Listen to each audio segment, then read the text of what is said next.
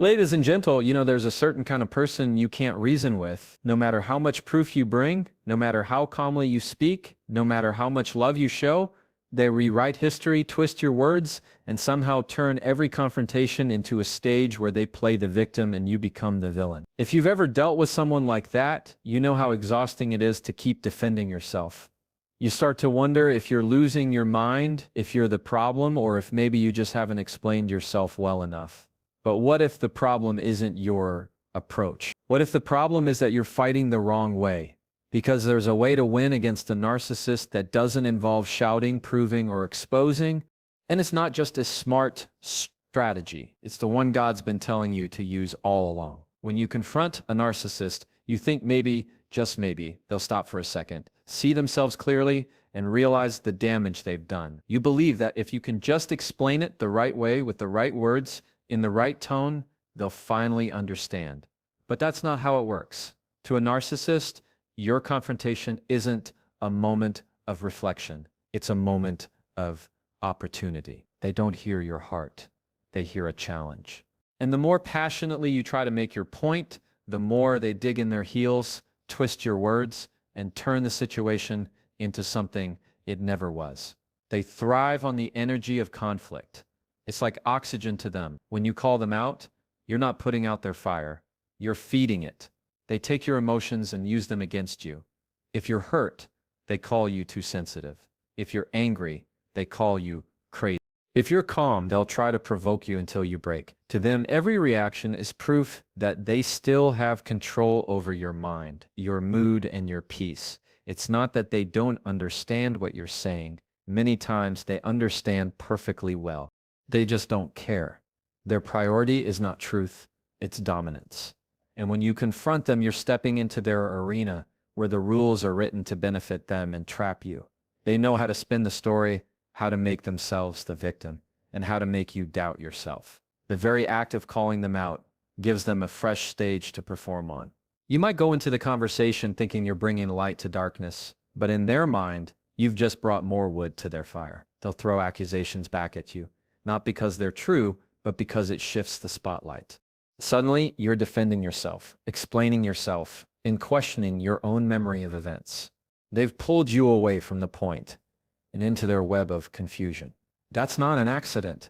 That's the plan. Narcissists have an uncanny ability to turn every confrontation into proof of their own narrative.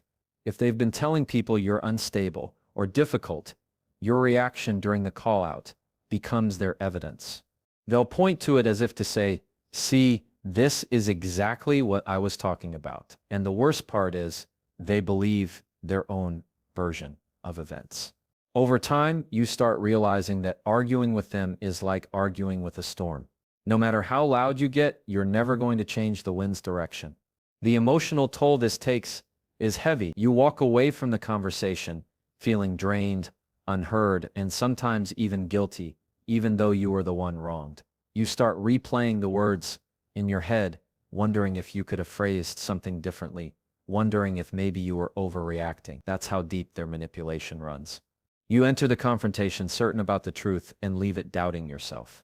The more you try to prove your point, the more control you give them. This is why your peace is never found in proving them wrong. It's found in refusing to play the game. Every time you refuse to engage in their baiting, every time you walk away instead of explaining yourself, you're taking back a piece of your power. But calling them out, that keeps you on the battlefield. They've been training on for years. Narcissists feed off reactions, and confrontation is the richest meal you can serve them. It's emotional fuel that keeps their ego running. They know that as long as you're reacting, you're still invested in them, still affected by them, still giving them a place in your head and your heart. And they'll take every drop of that energy, not to heal, but to keep control. You have to understand that for a narcissist, a call out isn't a warning. It's a win. It tells them they still have the power to get under your skin. And once they know they can do that, they'll keep pressing the same buttons, because that's how they maintain control. It's not about resolution for them. It's about winning. Even if that win destroys the relationship, the trust, and the truth. When you love someone, it's natural to want to help them grow. You want to see them become the best version of themselves, to live in truth, to heal from whatever brokenness is twisting their behavior. But here's the reality. Not everyone wants to change. And God never placed the burden of changing another person on your shoulders. That's His work, not yours. We often confuse compassion with responsibility. We think, if I don't help them, who will? Or if I just keep showing them love and patience, they'll finally see what they're doing and stop. But with a narcissist, that's not how the story goes. Your kindness doesn't convict them. It enables them. Your willingness to overlook their behavior, hoping for better days, often gives them more space to continue their pattern. Guarding your heart doesn't mean you stop caring about people. It means you stop allowing their dysfunction to damage your soul. The Bible never said pour yourself out until you have nothing left for yourself. It said, above all else, guard your heart, for everything you do flows from it. That means your peace, your joy, your clarity, and your purpose all depend on the condition of your heart.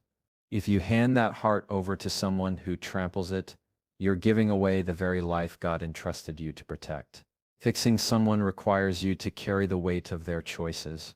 Guarding your heart requires you to give that weight to God and step out of the way.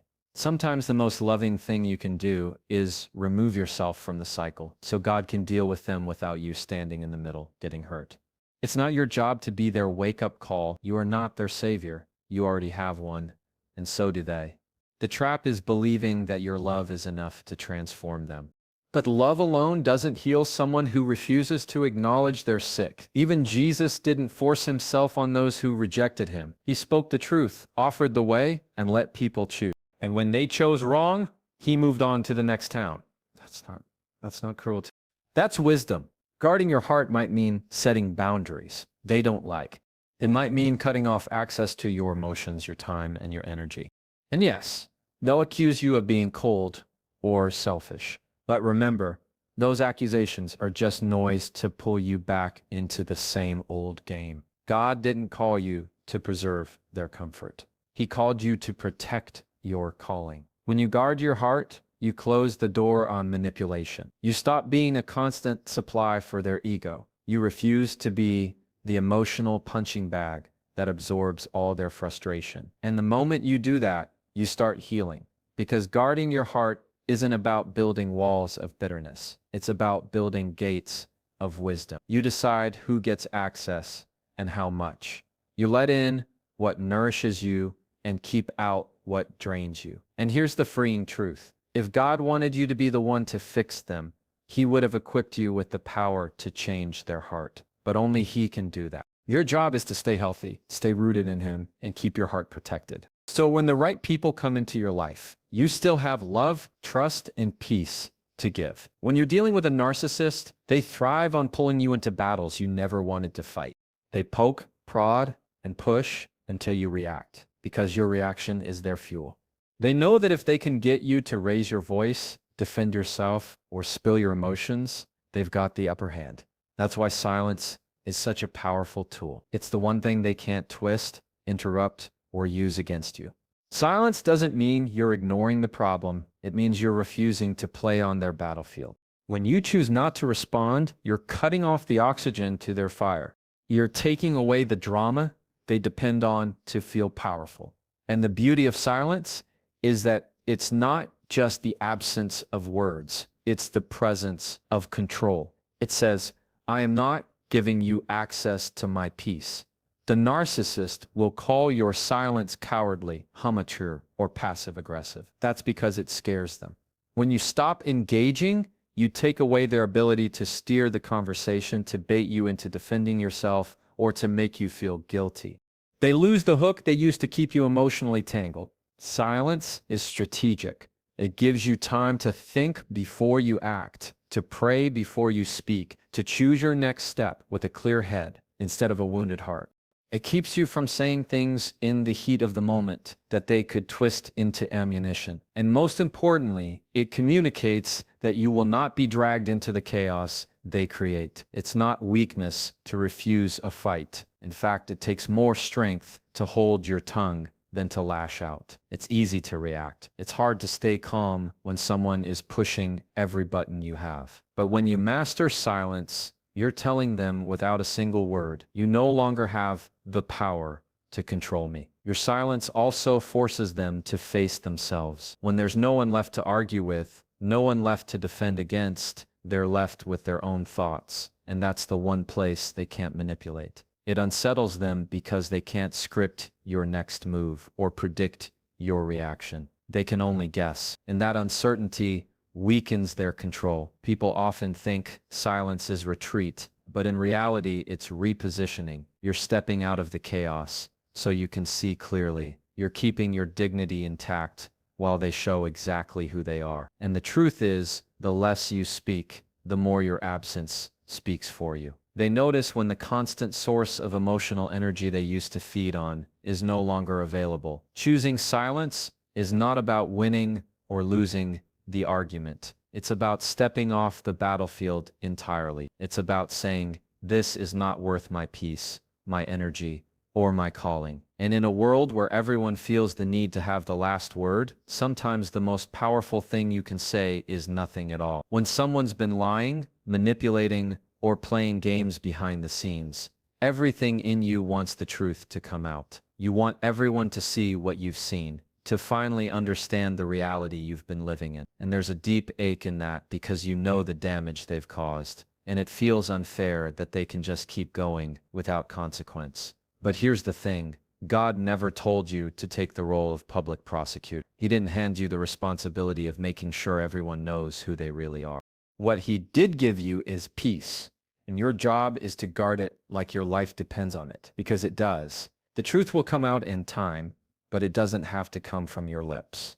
The need to expose often comes from a place of pain, and pain will push you to act in ways that don't always serve your healing.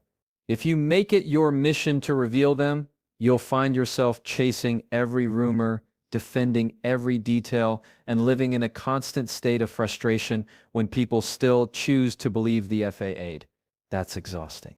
And while you're doing all that, your peace is slipping away. Protecting your peace means choosing where to spend your energy. When you focus on proving who they are, they're still the center of your life, still controlling your time, your emotions, and your thoughts. But when you let go of the need to make everyone see, you shift the spotlight back where it belongs, on your own life, your healing, and your future. That's where God wants your focus. And here's the truth. God is a far better exposure than you will ever be. He sees everything, knows everything, and has a perfect sense of timing. Sometimes he will let them run free for a while, not because he's ignoring the situation, but because he's letting the rope play out until they tie their own knots. Your silence, your absence, and your refusal to engage will speak volumes over time. And when their mask slips, it will be undeniable. It's not your responsibility to convince people who are committed to believing a lie. The ones who need to see the truth will see it, and the ones who don't want to won't. And chasing their approval or understanding is a losing game. Peace is found when you stop trying to manage other people's perception and start resting in God's protection. Protecting the peace he gave you isn't selfish.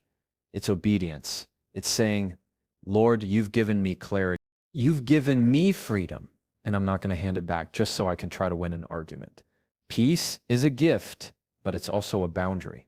When you let anyone threaten it, you're saying their chaos matters more than God's blessing. And the moment you realize your peace is worth more than their exposure, you stop fighting battles that were never yours to fight in the first place. When you're dealing with someone who twists words, shifts blame, and refuses to take responsibility, arguing feels like running in circles. You think if you can just lay out the facts, if you can just present your case clearly enough, they'll have no choice but to admit the truth. But they won't. Not because the truth isn't there, but because acknowledging it would require humility they don't have. The trap is believing that the win comes from them finally saying, you're right. That almost never happens.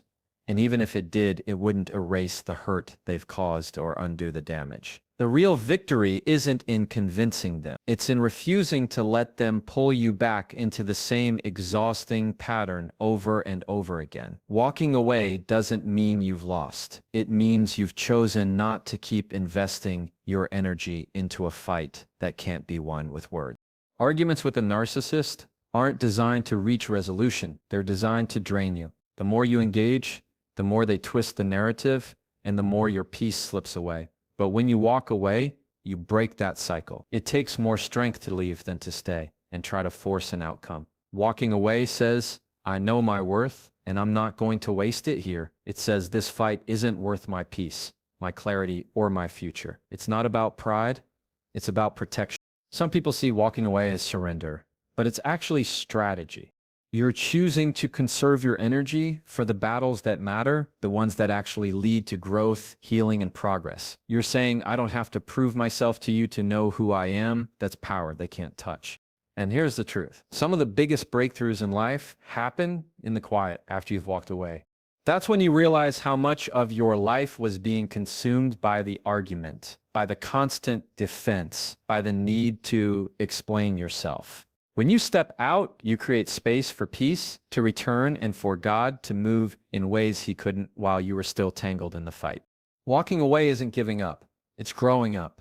It's recognizing that the argument was never about truth. It was about control. And the moment you step out of the ring, the fight is over because it takes two to keep it going. In that silence, you reclaim your time, your energy, and your dignity. And that's a victory no argument could ever give you. When someone's been lying about you, twisting your words, or painting you in a light that isn't true, everything in you wants to speak up. You want to defend yourself. Set the record straight and make sure people know the real story. That's human nature. But here's the thing. God sees every hidden thing, and he has a way of bringing truth to the surface without you having to force it. When you stay obedient to him, you position yourself in a place where he can fight for you.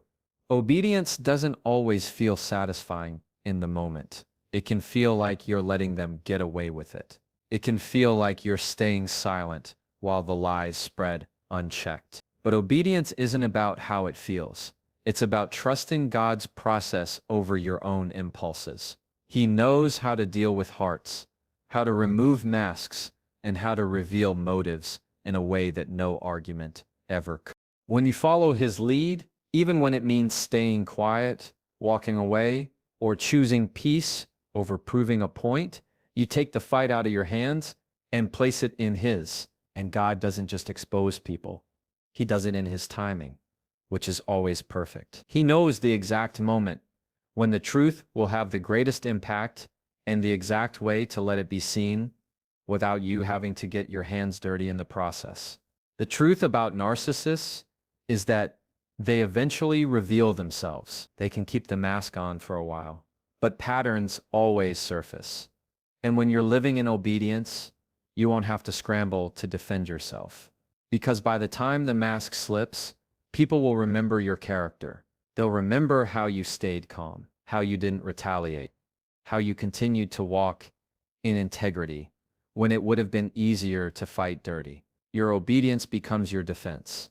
The way you carry yourself becomes your testimony. People may not believe you in the beginning, but over time, the fruit speaks for itself. Lies fade, reputations shift, and truth rises. Not because you shouted it from the rooftops, but because you trusted the one who promised to be your vindicator. This is why staying in alignment with God matters so much. The enemy's strategy is to bait you into reacting in ways that ruin your credibility, to get you so frustrated that you abandon your values just to get a win. But when you resist that bait and choose obedience, you keep your integrity intact. And integrity is louder than any accusation. God has a way of making sure the right people see the truth at the right time. You don't have to chase it, force it, or manipulate it. You just have to keep walking in the direction he's called you to. And when the moment comes, the truth will speak for itself without you ever having to announce it. At the end of the day, dealing with a narcissist isn't about proving them wrong, exposing their lies, or winning the argument. It's about protecting the heart and peace God has given you. Every moment you choose silence over chaos, boundaries over battles, and obedience over impulse, you're taking back control of your life in the most powerful way possible. You're showing that you know who you are, whose you are, and that no one gets to dictate your worth or your truth except God himself. The fire they try to start will burn out on its own when you stop feeding it. The lies they tell will collapse under their own weight when you stay rooted. in integrity. And the truth will rise. Not because you shouted it, but because God made it undeniable. So stop carrying the burden He never asked you to bear and start walking in the freedom He's already given you. That is how you win.